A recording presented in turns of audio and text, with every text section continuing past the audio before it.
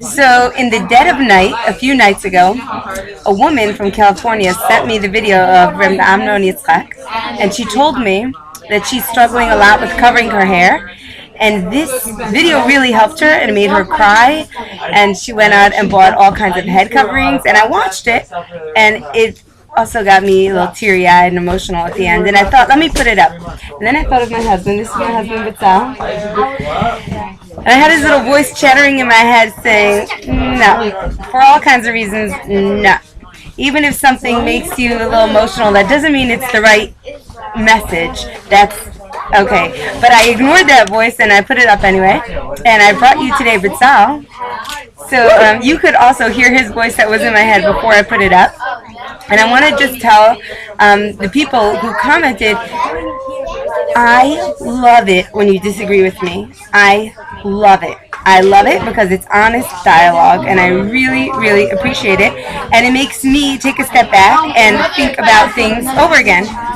Guys, could you be a little bit quieter? Well, we'll see if it works. Go ahead. Go.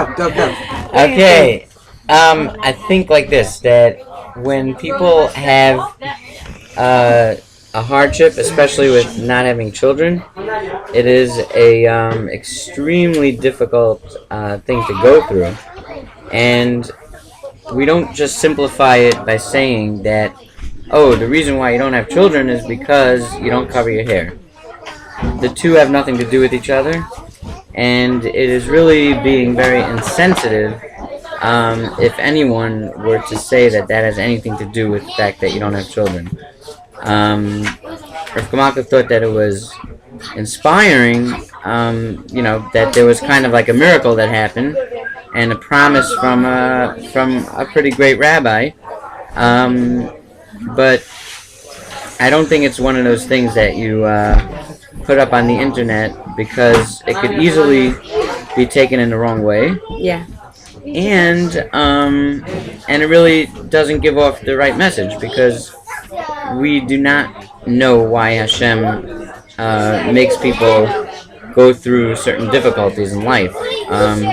It's not our place to try to explain why Hashem does certain things. Can I ask a question? So are you saying that it's not? Are you saying that it's not a good stuff that someone covering her hair and they shouldn't, and it's not a good merit at all for anything good? Well, definitely, if someone takes on a mitzvah, they're not going to lose out from it. But it's pretty dangerous to make a guaranteed direct connection between events that happen and between what Hashem's intentions are. You got to be careful with that. Look, there's never an issue with taking on another mitzvah. It's always special. But you don't take on mitzvahs in order to get something out of it, besides a closer relationship with Hashem. There are plenty of people who have had lots of issues and problems, and they covered their hair their whole life. So we don't know. The bottom line is that you have to be sensitive to every person. Yeah, that was where I was second guessing myself and putting it up, and I didn't feel good about that. What do you think about what Jen said? Jen, my good friend, and I love her challenging mind, said she didn't think that woman in the video looked happy. She looked really resistant. Almost like it was the mass pressure acting on her that made her take that step. I would not be surprised if she was resistant. I did not even see the video because it does not inspire me, those kind of videos. I heard what it's about, and I have no idea whether she actually is still covering her hair, or it was something that was taken on just very quickly without thought. Maybe she is, maybe she isn't. It's not really... It's just that certain people could take on things quickly like that and keep it. Some people can't, but... Well, I'm kind of saying, my brother was saying something interesting, that sometimes you do feel pressured to do a certain mitzvah, but having done that once, it kind of elevates you, brings you to a new standard. Even if you drop it, even if you just keep it for a week, it lets you think of, lets you access that if you ever want to get there again. It shows you that, yeah, it was possible.